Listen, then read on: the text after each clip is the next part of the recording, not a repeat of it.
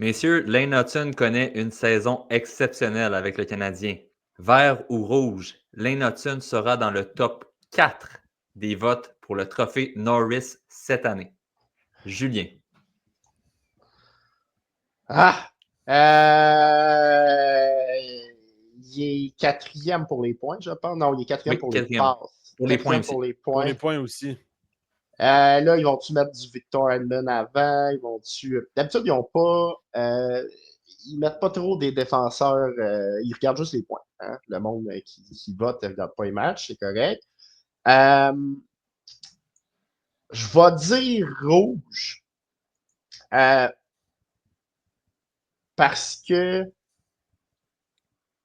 je peux pas croire qu'ils vont à ce point-là juste mettre les points. Tu sais, pour 4, 5, 6, 7, 8 points de différence avec des Edmonds, des Yossi, tu peux pas vraiment faire ça, tu sais. Fait que je vais y aller avec rouge. Mais je serais pas surpris que ceux qui votent pour le Norris, qui regardent absolument tous les matchs, qui voient les deux aspects des deux zones, je serais pas surpris qu'ils mettent ça quatrième. Luc.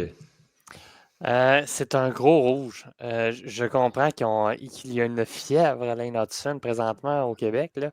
On va se calmer le pompon de 2 minutes. Personnellement, Zach Werenski connaît une saison du tonnerre. Il est à plus 11. Il joue un temps de moyen de 27 minutes par match. Cale Makar, 25-30 par match. Vous connaissez mon favori, je ne le nommerai pas, mais il est dans ma tête aussi. Thomas Harley également avec les Stars de Dallas, Ouais. qui connaît une grosse saison. Il y a beaucoup de candidats avant de passer de Lane Hutson qui sont bons dans les deux sens de la patinoire. Moi, personnellement, je suis désolé. Le kit va avoir une très bonne chance pour le Calder cette année, mais pour le Norris, on va prendre un bon respire, puis on va aller chercher une bombe bonne d'oxygène pour pouvoir se calmer pompon. Hugo. Moi, j'ai pas besoin d'oxygène parce que je crois que les gens vont se fier seulement aux points. Ouais. Et Lane Hutson va être là. Écoutez, puis c'est vraiment triste, OK, de la manière que j'ai pensé à ça, mais c'est quand la dernière fois que vous avez entendu autant de réseaux américains parler d'un joueur du Canadien? Ça fait longtemps. C'est un produit de l'NCA. Il y a plein de connexions qui font en sorte que l'anticipation derrière la saison de Lane Hutson, ça serait comme la série sur le Sunday qui gagne le Calder et qui soit nommé pour le Norris. On l'avait vu aussi dans certains patterns de certains joueurs. Si je ne me trompe pas, Cale Makar, ça a été ça à sa première saison, puis ou sa deuxième, là, parce qu'il n'avait pas eu assez de matchs à sa première. Puis Adam Fox, même chose. Puis Adam Fox, je pense qu'il l'a remporté même. Puis de la manière que ça va du côté hype, du côté marketing derrière Lane Hutson, ça ne m'étonnerait pas qu'il y ait ce quatrième spot-là.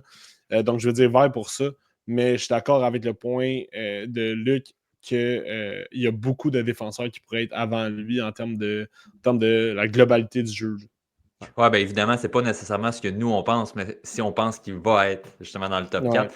J'y vais avec rouge aussi, puis je tiens à préciser qu'au départ, la question était top 5 et la majorité de l'équipe était à vert parce qu'on se doute que les points, évidemment, vont jouer pas beaucoup. Mais je pense pas qu'ils vont y aller non plus dans l'ordre des 4 meilleurs pointeurs.